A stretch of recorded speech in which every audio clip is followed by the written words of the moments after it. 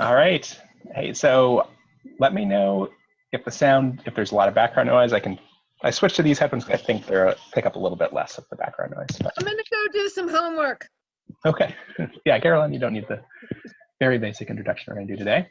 So today what I'm hoping to do is to get everybody familiar, get your feet wet with writing a really simple Docassemble interview. And we're also going to go over how to get that information from an existing Docassemble interview, make a small change, and push that up to GitHub if we have time to do that. The number one thing everybody needs to do is to have an account on our dev server. I know that a few people did that. So if you don't have one already, I'll put the link in the Slack. And what I want you to do is, I'll put it in the chat rather, so you can have it right in the Zoom. What you want to do is to go to this link, click the sign in or register button. And in just a minute, I'll make sure everybody's accounts have the right level of access. So if you haven't done that, I guess you go over to the participants button and raise your hand when you've finished, or if you already have your account, I'll use that as a way to check.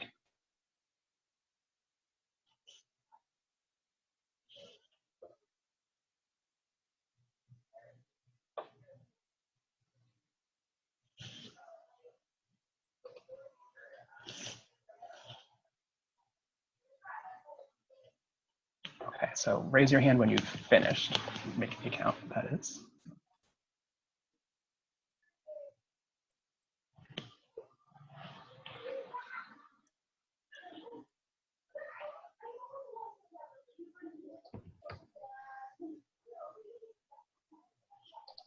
All right, and what I'll do is I'll go ahead and start and giving people the right level of access now.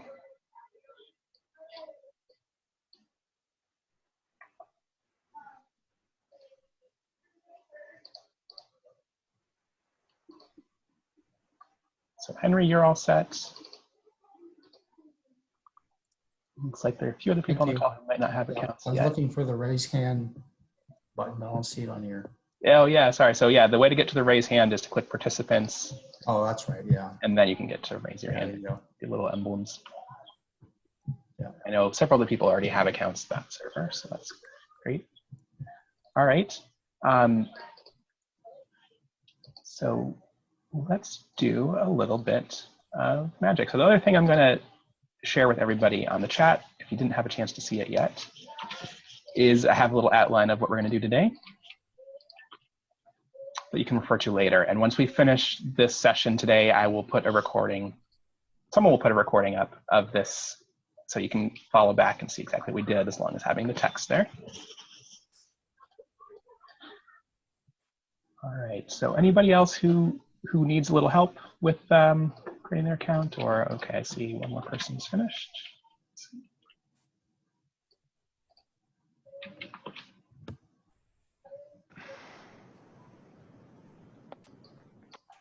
All right, so once, so I think Audrey now, you're all set, or Michael, rather, that is. Yeah. Once you've finished creating your account, if you refresh it, your screen, I'll go ahead and share mine so you can see exactly what I'm doing.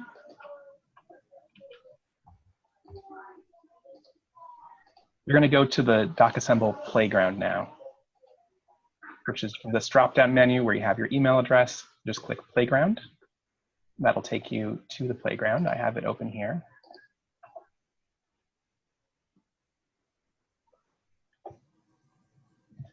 And at any time, if you have questions, feel free to chime in. Use the chat feature if you're more comfortable with that. I want to make sure we're going at the right pace for everybody. So if everyone could just make sure that they're in the playground, either raise your hand or say visibly if you need some help getting to this point here. So you're going to have, you should have this text on your screen, and you should be seeing something similar to what's on my screen right now if you're in the playground.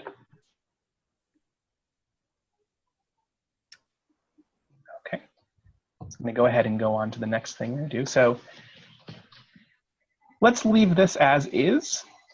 We don't have to make any changes. You can come back and look at this later. This is kind of just like a very short demo interview that you can use as a reference later. But we're going to go ahead and click Create a New Interview with the plus button there. Give it a name that whatever we like. Maybe you want to call it Hello World. So I'm having an issue getting out of the screen share. Yes, that makes sense. Yeah, escape does it in a lot of, are you on a Mac or a PC? Sometimes just double clicking on the screen should get you out of the screen share. Okay, it minimized it, so that's better. Thank you. Oh, and Lance, your question had a question. Do we need to be in Teaching Tuesday? The answer is no. So I created a project just to keep all of my information separate from everything else, but you're going to just have Playground here is what's going to look like for you. Won't say Teaching Tuesday. So what were we supposed to do once we got to Playground? Let's make a new file. Click the plus or add button in the top left. Give it a name of whatever you like. Hello World's a good choice, I think. Now we're going to just start typing in this window here. So the traditional first programming exercise is to figure out how to use your program to put the text Hello World on the screen. So we're going to do the equivalent of that in a Docassemble interview. So I want you to just start by typing the word question, all lowercase letters, and then a colon, and then the text Hello World, whatever punctuation you like. Put a comma between. And then click the Save button at the bottom of the screen once you've done that. So one thing to pay attention to here is the spacing, and the capitalization can be important. So on the left, the word question should be all lowercase. There should be a colon and then a space after that before Hello World on the screen.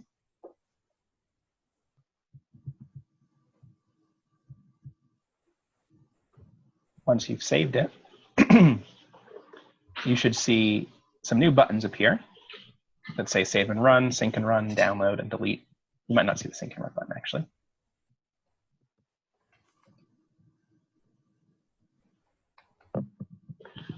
So now go ahead and click Save and Run. And we should get an error on the screen. So I want you to be familiar with this. The error messages can tell you a lot, and you will run into them again and again. So part of development is to have an iterative process to go back and read the messages, understand what they say, and try to find them. And you might spend a day and write 5 lines of code sometimes. That could still be a really good day. So let's read what this says on the screen right now and see if anyone can have any clues maybe as to what we might need to do to get our screen to work.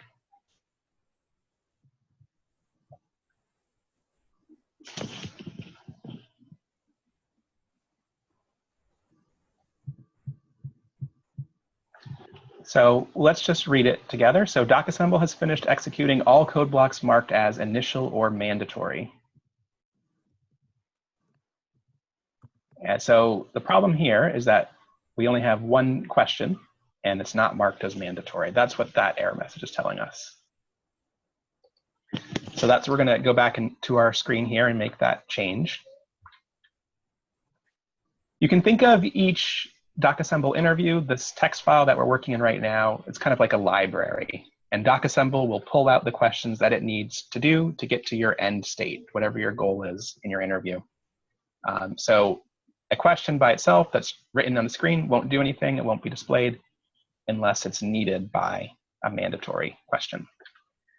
To make a question mandatory, we just put the word mandatory at the beginning of a new line, then a colon, space, and the word true with a capital T. So now your screen should have 2 lines in it. It should say question, colon, hello world, and underneath it, mandatory, colon, true.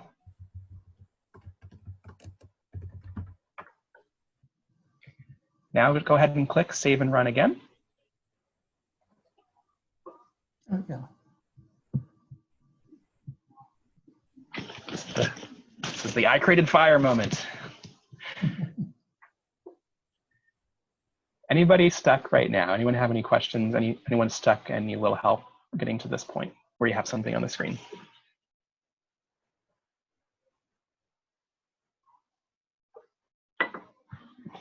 All right, well, congratulations, everybody. You are a Docassemble developer. You've done it. You've created your first Docassemble interview. And actually, putting information on the screen is really important part of almost every Docassemble interview. So this is a skill you're going to use again and again and again. This is what we've just done so far. Now, let's do something a little bit more in keeping with the interview process and actually ask the user a question. And I want to take this moment just to introduce you a little bit to the different sections of the playground and what they do. So we've already tried the text editing area where you actually write things down. We've used the add button already, which is where you create a new file that you want to work in. On the right here, this can be really useful once our interview is a little bit longer. It might be a little bit overwhelming right now because it has so many things in it. But basically, this is where the variables that you're working with are going to be listed, and you can use that as a reference throughout your interview process. Down here, if you scroll a little bit further down, you'll see there's a whole series of example blocks. So example blocks are a great way to start experimenting in Docassemble. Anything that you want to do, there's going to be an example for. I shouldn't say anything you want to do. About 30% of the things that you want to do are going to be covered by an example block. It's a good place to look when you're getting started with the basic things. Let's go ahead and use one of these example blocks right now. So let's go ahead and scroll down to the fields heading. And underneath that, we're going to use the text example. So you should see something that looks just like this right now. And then when you are ready, click the green insert button. And you'll see it inserted that text from the example right into our playground editing window. So we have a question that's kind of a template for us to work with and customize some more. So let's change this question so it asks for the person's name. So I'm going to change the text underneath question to say, what is your name? We can keep please be specific. Doesn't make as much sense anymore. And under fields, fields is what tells Docassemble that you're about to create a list of questions that the user can give information back to you. Those get assigned to what are called fields or variables. Those are synonyms that you're going to use a lot in programming. And you can see here on the same screen, we have two words for the same thing, variables and fields.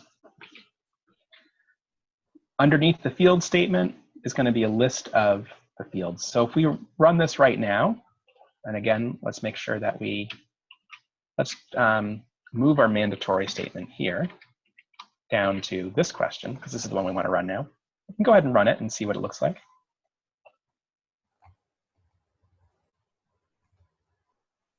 So now we have the text, what is your name? And we have vegetable followed by an input box where we can type information, and fruit followed by an input box where we can type information. You can also see when we leave a field blank, we get this little validation, which is helpful for us to know that that's what happens. Let's change this so it asks for the person's name. So we don't need two questions, we can just have one. Now you have a sense that this part here, vegetable, is what we need to change what shows on the screen.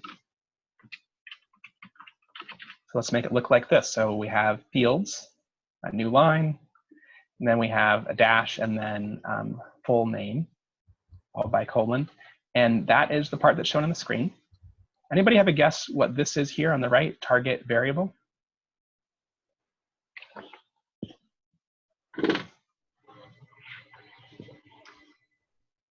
Even if you know the answer, that's okay. You can speak up, just keep it a little interactive. I have a hint that is a variable name. So Michelle, why don't you tell us what a variable name is? So, oh, sorry. thought I'd turn my video on content on for a second. So a variable name is a way to capture a value. It's a container. A lot like we use names, right? When I say car, I mean, it's a sound that comes out of my mouth, but we know I mean something specific.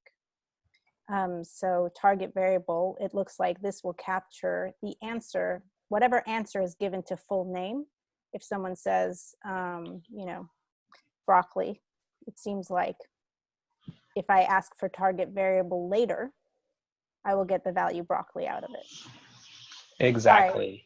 Sorry. Yeah, no, that's good. Sufficient. Another way to think of it, right, is like in an algebra equation, the letter X or Y, whatever, you know, you don't know it yet. You know it when you run the equation, right?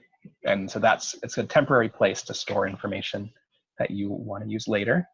And it's a placeholder for something that's not known when you write your interview. So let's give this something a little bit more descriptive. Variable names should be descriptive. They should tell you something about what you're going to store there. So when you use it later, you know what the heck we're trying to do. So let's name this something like user name.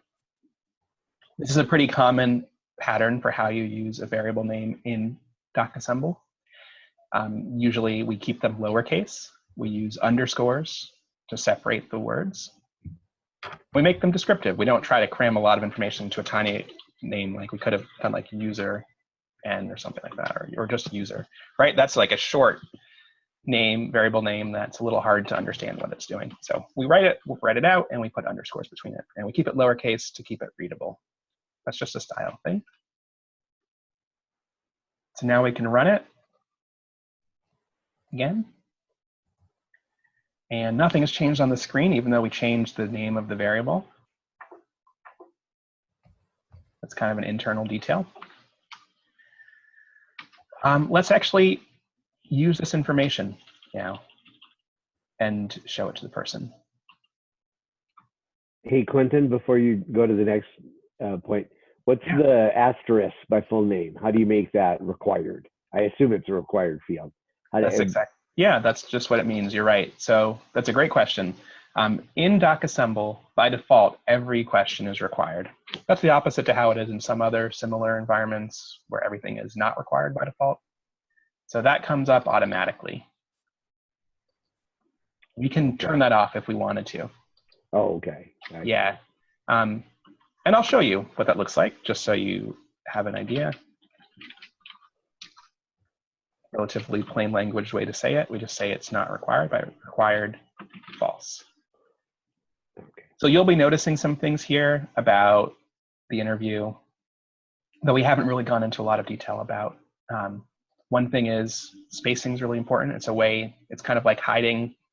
If anyone's used a language like HTML to work on a web page, you'll see like it's a really verbose language where it specifies the beginning and end of different things that appear on the screen. This file format is called YAML. That's what YML is short for.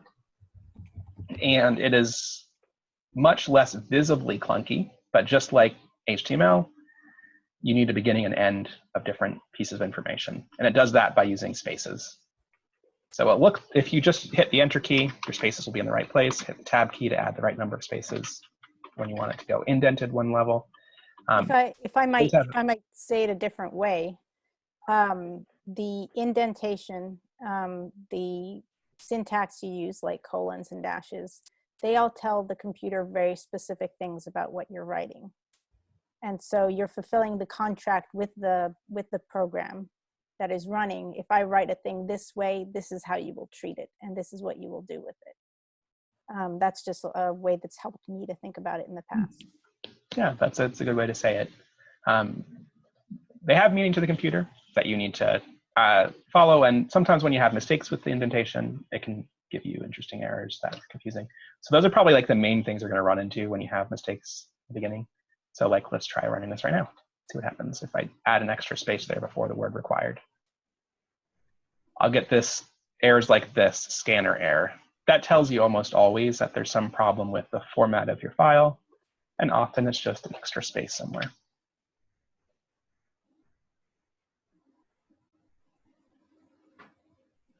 So Lance, now I don't have the asterisk there anymore because it's no longer required. If I hit continue, get back to that error message we had originally, which is just telling us there's, we hit continue, but there were no more questions for Docassemble to ask. Let's use that information that we just got from the person, which was their full name. And now I'm going to actually move this mandatory block right back here to the top. And instead of saying hello world, let's say hello username. So the first thing that we can do here is, I can actually just delete that so you can see a little bit more about how to use the different features. So if we've saved our information here, now that variable username has popped up on the right under list of variables. There are a bunch of built-in ones, but you should see username just like this in yellow. Yellow means it's not used anywhere yet. And if I hover over it, that little information pops up. If I click on that word, it puts it into the text wherever my cursor is on the screen. So well, let's try running it like this first. Actually, let's just see what that does. Anybody have a prediction of what will happen on the next screen when I hit save and run? What will I see? How many questions will I see? Let's start with that. How many screens will be shown, rather? Only the first screen. And what screen will that be? It'll break because it doesn't, you haven't defined the username yet. Okay, let's give it a try. Any other predictions? I think it's just going to say hello user_name. Yes, that's right. Well, let's run it and see, and then let's come back and talk about what we need to do to make it actually show the person's name. All right, so If I could anybody think about why, let's go ahead and start by just making the change that we need to first, which is whenever we use a variable name in a question or in a subquestion, anywhere that appears on the screen to start, we have to use special markers that tell Docassemble that what is coming next is going to be interpreted as a variable name rather than just plain old text. The way we do that in Docassemble interview is with the $sign and then curly braces that surround the variable itself. So go ahead and, again, you don't need to put spaces in here. It's helpful for readability so that you can see exactly what's going on. So, but make your screen look like mine, where you have around the word user_name, you have a $sign, a curly brace, and then a closing curly brace. I think there are a couple raised hands. I don't know if people still are raising them or if they just didn't unraise them, perhaps. Oh, good question. Yeah. Let's see. I have a raised hand. Just about I wanted to address the maybe we could do an example where a variable isn't defined. That's all, because Lance was mentioning that, and I wanted to, you know, it made me curious. Sure. Yeah, that's a good question. A little bit later. Yeah. Yeah, let's check in and see if anybody, first of all, let's go ahead and save our progress here. If you're not on the Slack yet, this may not help you as much, but I'm going to go ahead and put this text on the assembly line code channel so that you can have this working. If anyone is stuck, you have this working text. And let's also just pause and see if anybody is having any trouble so far and would like a little help getting their screen to look just like this.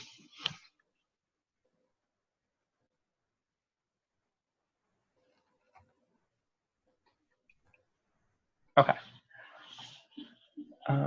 We'll follow up with that again in just a second once we get to this screen running here. So let's try changing it just like this. We're going to hit the save and run button again. Anybody have a prediction for what we'll see on the next screen? What will be the first screen that we'll see? I accidentally ran it already, so I know. David, why don't you tell us what you saw? Well, assuming it's the same code that you have there, which I think it's pretty much is I see the what is your name question first, and then I see the hello username. So why would that be? Why? Anybody have a guess for why we would see the "what is your name" question first? Because it needs to show the hello username, but it needs to figure out what username is, which it does by asking the question. Exactly. That's exactly right. So the way that Docassemble works, it's going to keep going and get all the information it needs before it shows you whatever the mandatory question is that comes next. So let's save and run it and just do that. Oh, okay. Don't know why. One thing we could do, if you're okay with that, maybe we could just look at your screen together and see what's going on. I think that'll be helpful for everybody. If you're okay doing that. So. Maeve, we can't hear you in case that's a... Right. Okay, I'm checking my screen now. What have I done that's wrong? There we go. Okay. Okay, so wrong? I see, yep. Anybody have a help for Maeve here? What we have to change? Mandatory. It's a good guess. David, no, that was not it. Because it was like that. Squiggly brackets. Very nice of saying the good guess. No, Oh, I would yeah. say I think Kate had a suggestion. yeah, let's It's Squiggly sounded good. brackets? So it should be like this? exactly right. Yes. Okay, let's see. Because previously it was like that. That's what came up first.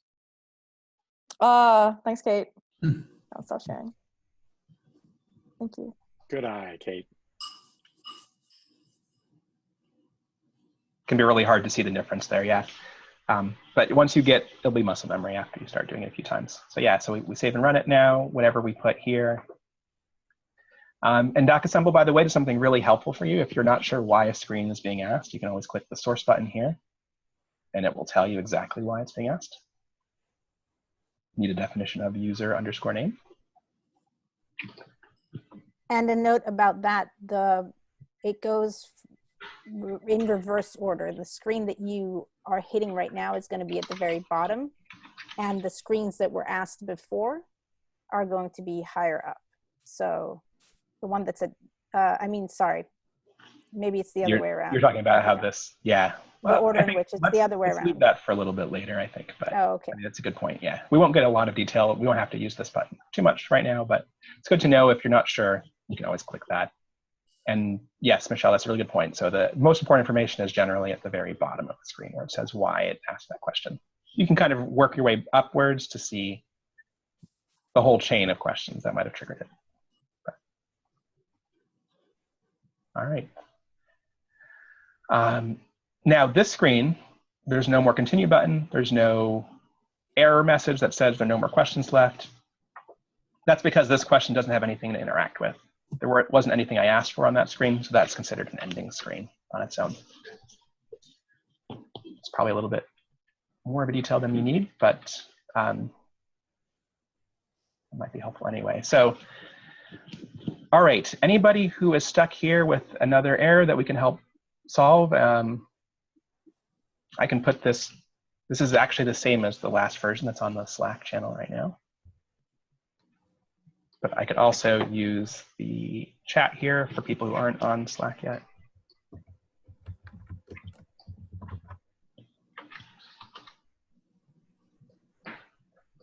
All right, so sometimes we want to get information from a question that we ask on the screen. Sometimes we want the computer to do some of the work for us. And when we want the computer to do some of the work for us, we use what's called a code block. Let's create a code block now. We do that by making a new block on the screen. You might have noticed that we separated our blocks with these 3 dashes. That's what makes Docassemble know that what comes next is going to be a new independent piece of information, whether that's a screen or a section of code, or there's other kind of instructions, just general information about the interview we can store inside a block as well.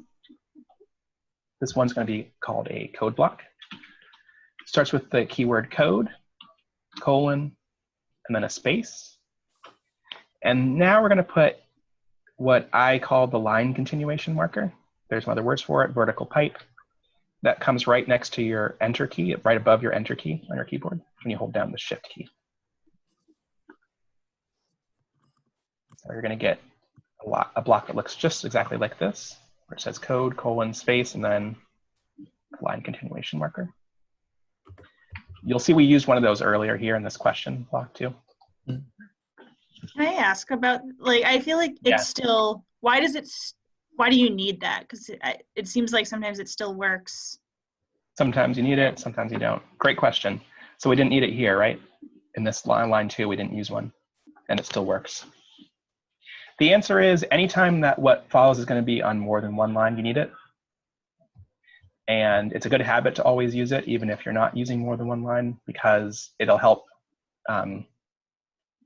It'll let you use special characters, like characters that are accented, things that have a special meaning in the YAML format without giving an error. So it knows what's following is all going to be text.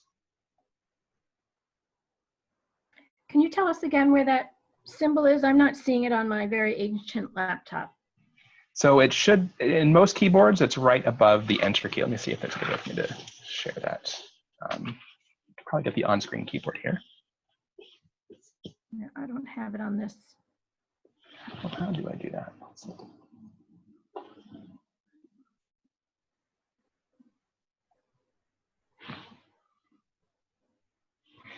So if you hold down Shift and then, oh, I'm not seeing it that way. That's actually not helpful at all. Sorry. The on-screen keyboard doesn't look like a real keyboard. Sorry. Another thing you can do, Audrey, you could just copy it from the line that says question or sub-question and then just paste it. And you can track down the key later. Yeah, I should say another way to look at it is it's the same as the slash key. Not the one that's in a web URL, but the opposite one. Oh, let me see if this works. It's dotted. Oh, okay. Got it? On Okay. the key itself, it's. So I was not just about to full say, line. sometimes it's 2 vertical lines Yeah, that's what as it is. opposed to 1 solid line, but it, Okay. yeah. Oh, that's right. A good point. When it depends on your font. You're right. No, it depends on your keyboard. So on some keyboards, it is on It's the shown key with the itself, it shows as 2 vertical lines as opposed to 1. Okay. 2 short Thank you. vertical lines. Yeah. All right, so we're going to use the very basic building block of logic, which is an if statement. Let's start just by writing one out, and then we'll talk about what the different parts mean. So we're going to write out the word if, then a space, then our variable. And there's 2 ways to get our variable. We can write it out ourselves, or if we're concerned we might have a typo, we can use that variable list on the right. Then I'm going to put 2 equal signs. And let's go ahead and put the word Scotty in quotes. And then at the end of the line is a colon. So let's hit enter. And now we're going to use a tab. Remember again what I said, indentation is important. This is one of the places where it matters. This is telling us that what follows is going to be part of the if statement. It's going to be an action that happens only if this statement that follows it is true. We're going to now create a new variable, and this one's going to be defined by code rather than by a question. Let's call our variable secret message, secret underscore message.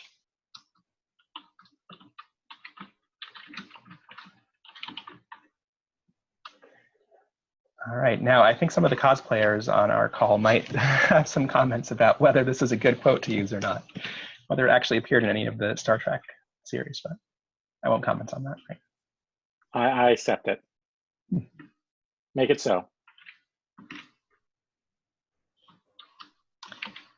Now, we're just going to do some typing now, and we'll go back and explain it later. So on this, now on line 15, we should have the word else followed by colon. And we're going to kind of mirror what we had above here. So secret message.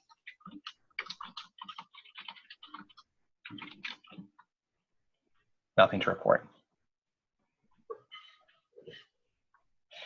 So let's look at this and see if anybody has anything that they notice about it. So what's different on line 13 and 14 that might be interesting, you might wonder about?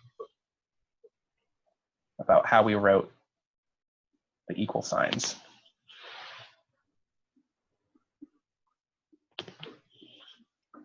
Seems One like has there's a two. difference. 1 and 2, yes. 1 and 2. Yeah, so what might be a reason why we would have to do that a little bit differently on those two different lines? Anyone have a guess for like what we're trying to clarify to the computer? Difference between evaluation and definition. Yes, so which one would be the evaluation? I'll be quiet. That's okay. You're a new Docassemble developer, David. So. This is my first Docassemble. This is very exciting. Yeah. Yeah, it looks like this is the Python syntax. So it looks like the double quotes is an evaluation, and the single quotes is a definition. Yeah. So another way to say that, I think, Double equals. Double equals. Yes, double equals. Sorry, I misspoke. Yes, good catch. Would be testing versus assignment. So sometimes we call the single equal sign here. It's assigning the value, beam me up, to the variable named secret message. And the double equal sign is a test. It says, if the username is equal to Scotty, then we do what follows on the next line that's indented. So this is testing, this is assignment. And this actually, and David, you mentioned something else, which is this looks a lot like Python. There's a good reason for that. This is Python that we're writing. Whenever we're writing in a code block, it's going to be Python. Python's a computer programming language that's really popular, that's relatively easy to read, and it is what Docassemble runs on top of, and it also can be embedded inside interview files like we're doing right here. So let's go ahead and run this. I suspect some of you might have some really small errors in your code.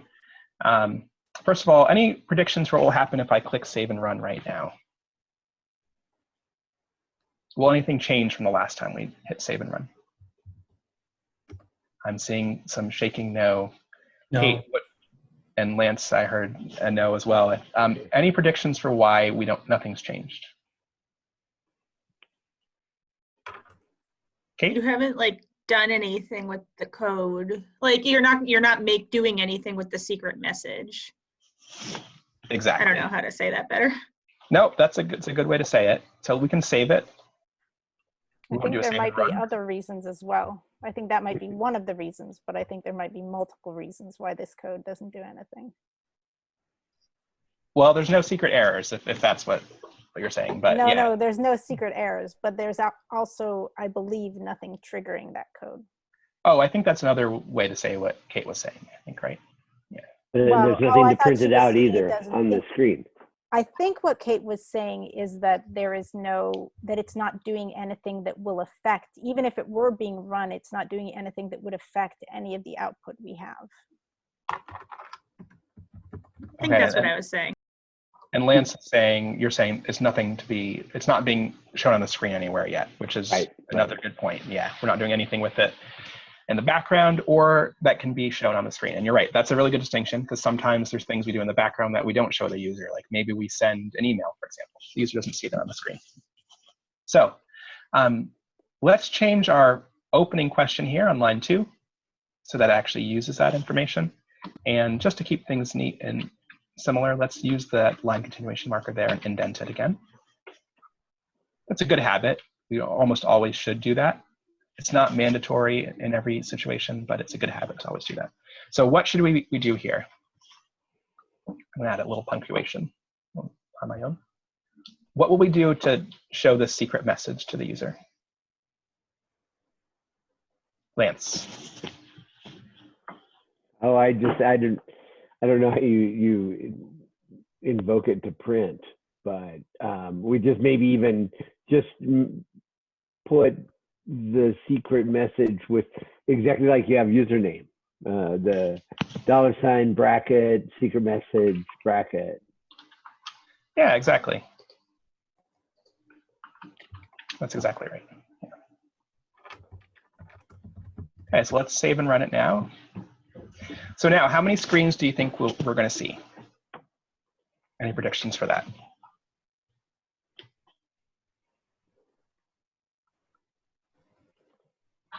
Will it have changed Just from the the last two. time we ran it? Just the same amount. The two. Yeah, just the right? same amount. That's right. Question, Quinten, about the use of the pipes and the best practice there. Is that because we were running it without the pipes before? Is the distinction between multi-line or single line, or what's the real purpose there? So if we have multiple lines, we always need to use the pipe. Okay. And it also will help us catch some kinds of funny bugs. So like if I had any kind of Unicode here, any kind of like higher, let me see if I can put like maybe, I can probably put in an emoji here. Let's try that.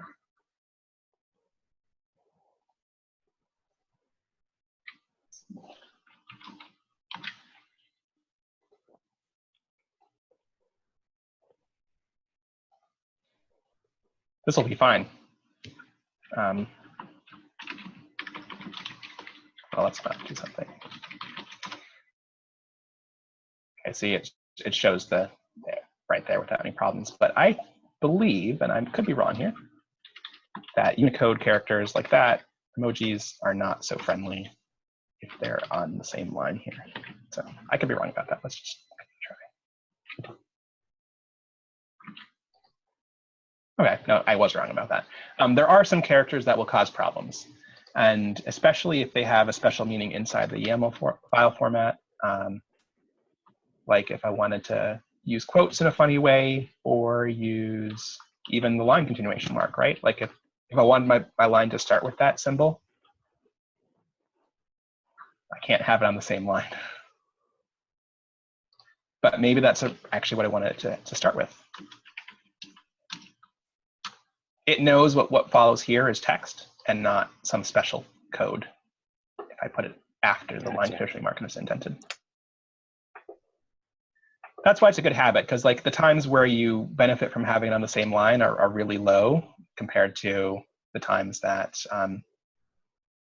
you could be caught out by a really weird error because you're using that place it doesn't expect. Now I am just seeing when I ran that, it didn't show the vertical pipe, so that must have a secret hidden meaning to the way it's interpreting that section, which I don't even know about. It can avoid an error message at least. All right, so let's save and run our code here. I'm going to just ask for it on the prediction again. So what will happen here if I type my actual name here? What will happen on the next screen? What should it show? Nothing to report. And like we already saw that happen, I guess. So let's. What happens if I change it here to Scotty? What should I see? Hello, Scotty, beam me up. Yeah. And what if I change it here to a lowercase s? Any predictions? Well, nothing to report. No? Yeah. Yep, exactly right. Yeah. So Python, Docassemble, they're picky about things like punctuation, capitalization, and there are ways around it, but generally it won't do what you don't tell it to do. So it will, by default, cares about how things are capitalized. If you intentionally want it to ignore the case, there are ways for you to do that, which we won't get into right now. Okay, so this is right here. This is the building block of a Docassemble interview, asking questions from the user using if statements, logic like this, if and else. I think at this point, it's 1:44. So I don't want to spend more time in this example. Could I do one more thing? Sure. That I requested earlier? Can we try an undefined variable, a variable that does not get defined anywhere? Yeah, that's a good idea. So if we just put something, take the E off the end of message or something like that. Sure. Yeah, if we make a mistake here, this is usually where it would come up for what would be an undefined variable. We'll see some error messages that'll help us figure it out. So first of all, let's click save and see what happens there if you deleted that. So right away we get a message that pops up in red that should catch your visual attention here. So now we have the word secret _messag, I'm not sure how you say that, under a heading undefined names. So any predictions of what will happen if we click save and run right now? It won't run at all because of that undefined name trumps everything. No, I was wrong. No, it's a good question. That's a good guess, Lance. So there's going to be some cases where that will happen and some cases where it won't. But. So it actually did get through a few screens before one screen before it got to the error. So it knew what Lance, you you did. were right just a little too early. Yeah. Yeah. No, but it's not like JavaScript. I mean, it didn't read the whole code, find the error, and not work. Yeah, that's right. Let's try changing the order of the variables in this question. And so now, what do you think will happen? I'm curious. I have a really strong 90% prediction, but I could be wrong. So what will be changed?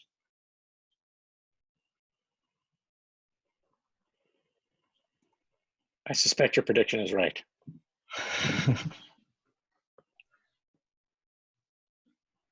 So now we get the error right away.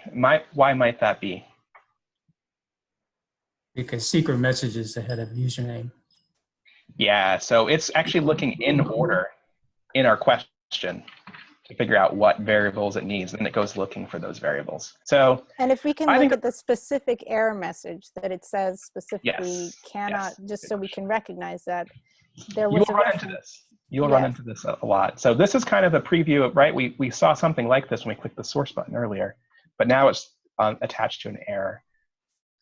And the error specifically says there was an error where there was a reference to a variable, secret message, that could not be looked up in the question file. So that could not be looked up.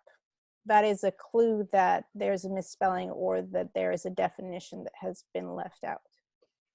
Yeah, and then if it's sometimes when you're doing something complicated, you also need to kind of look back at the history of how it looked for it and where that question was supposed to be defined to see exactly what line of code to change. But here you have a really good clue that tells you exactly what's wrong. And this needed definition of secret message is like a less plain language version of the text up here. That gets right to the point for what was missing. So this is not the best way to control the order of questions in your interview. As you can imagine, like you rewrite your question that's displayed on the screen and suddenly it changes the order of your questions. That's probably not what you want to do. I won't go into a lot of detail, but generally the answer is rather than having a mandatory block up here on our question, we move the mandatory block to a code block. And that allows us to control the order of questions in a much more sensible way because our code isn't shown to the user. Let's use something that we don't show to the user to control the order of questions so that they can have a really good experience, because question order can be really important for how someone interacts with an interview. And to just go into kind of an aspect of that, we don't want to use something we show to the user because we might be changing around what we show to the user. We want something that can remain stable, that we aren't going to be fiddling with, that we aren't going to be moving around arbitrarily for other reasons, that the reason we will be moving it around is to affect the order of the interview. That's a good summary of it, yes. Yeah, so now let's leave this code aside for now. And I think in 10 minutes, we can kind of get you a little comfortable with using the GitHub features. I think that's an important thing for everybody who's going to work on this project. And for you to use on your own as a good best practice. So I think what we'll do is we'll get as far as pulling code into our playground. I don't think anybody probably is set up with permissions to push code out, and you don't have GitHub accounts yet. So we're going to skip that part. But let's go ahead and click on the folders menu here inside your playground. And we'll show you a different section of the playground now, which is called packages. So if you go ahead and click on the packages option on the folders menu, you'll see a screen that looks just like this. And I am going to give you, let's see. Here we go. I do have it. I'll give this to you on the chat.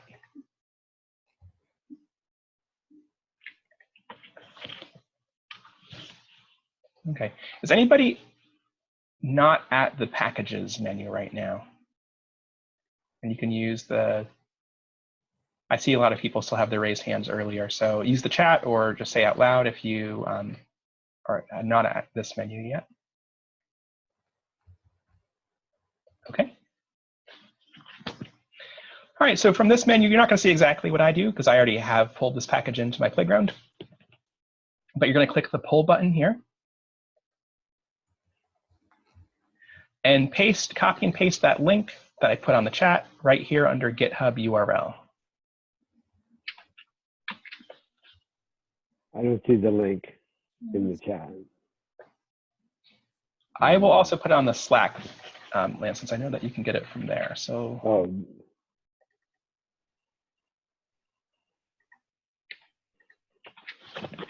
Oh, looks like Quinten accidentally sent it privately just to me.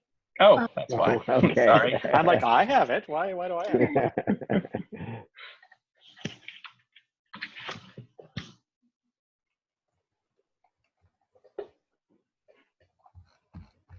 Okay, what's going on here? I don't know what happened for my screen here. Oh, it's because I'm in tablet mode. I forgot. Hold on. I'm going to turn that off. That's exactly what it was. Okay. All right. So once you have that in as your GitHub URL, you're going to click the pull button.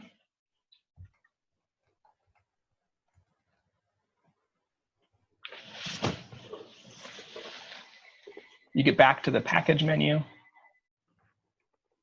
You can click the back button at the top of the screen here. And now, if you click on that little drop-down arrow next to your Hello World file name, you'll see that now you have this new file there that's called Plain Language Experiment.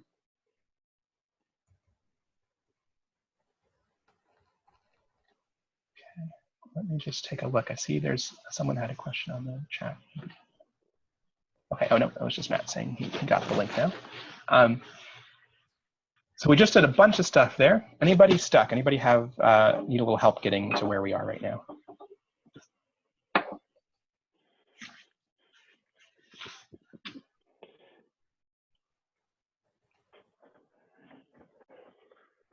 Okay, I'm not hearing anybody say yes, so I'm going to go ahead and again, so this will be on, the video is going to be posted if you had any questions, but of course, really do want to slow down if anyone's having any trouble right now. So don't be afraid to ask.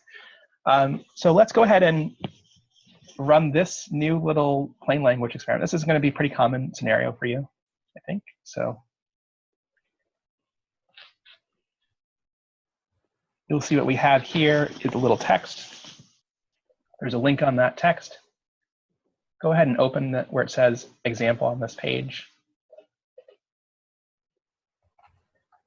And all I want you to do is just to change that language that's in our file to match the language here on the after rather than the before. So I'll actually make sure I have the right one here. Yep, okay. So it's the very first row on this page which is headed wordiness made spare. You can just literally copy and paste that whole paragraph. Take it back to your playground. Highlight that text inside your question block and substitute it with that new language. So this is an enormously helpful thing. Even with just this short lesson, I think we know that the number one way that we can have people contribute to our project is by helping us get the language right. And we need lots of people who can help make the language right in our interview and who are comfortable with that part, even if they don't have to know the right wording. They can just get it from someone who is an expert in that area. So this is going to happen all the time. We're going to say, okay, we have a draft. We sent it out to some people. They have some new language changes they want us to make. We're going to go in and make those changes. So I want you to get familiar with this action right here. So take a minute to try that. Click Save and Run. And anybody have an error when they did that? I'd love to help someone solve that.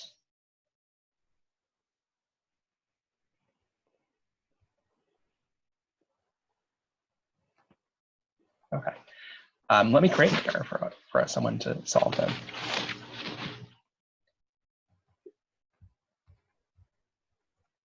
Okay.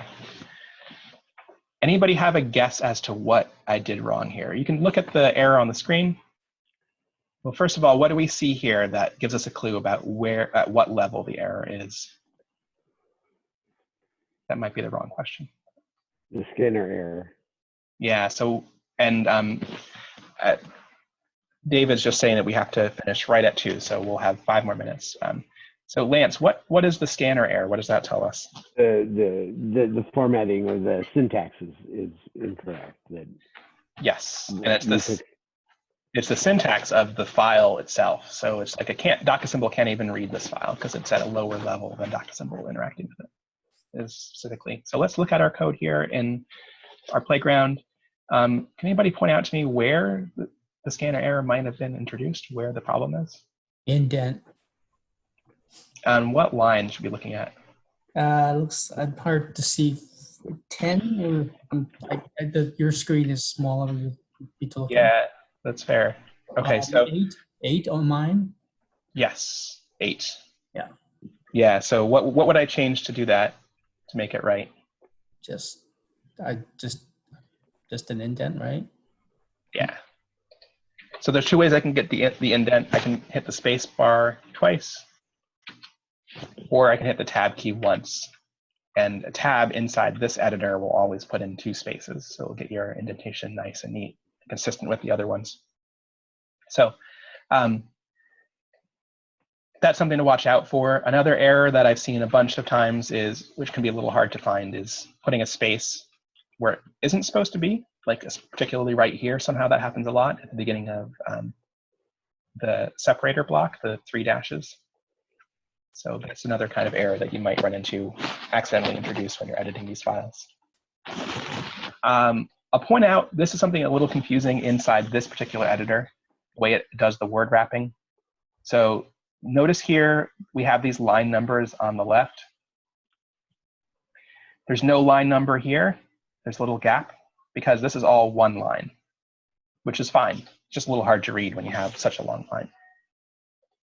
If I hit enter, Docassemble usually does a pretty good job of getting the indentation right.